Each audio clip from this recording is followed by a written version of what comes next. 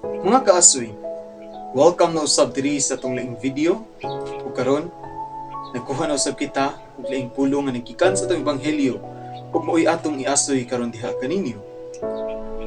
Mga kaasoy, ang atong ebanghelyo naggikan sa ebanghelyo ni San Juan ug sa katapusang bahin sa ebanghelyo nag-ingon, ang mutuo kanako dili nagayud uhawon. Kini nga pulong kung atong puy-an o pamalandungan diha sa atong kinabuhi, dako kini kahulugan.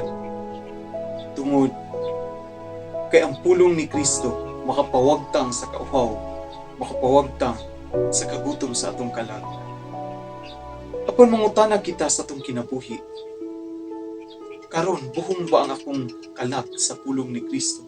O wala ba uhawa akong kalag sa pulong ni Kristo?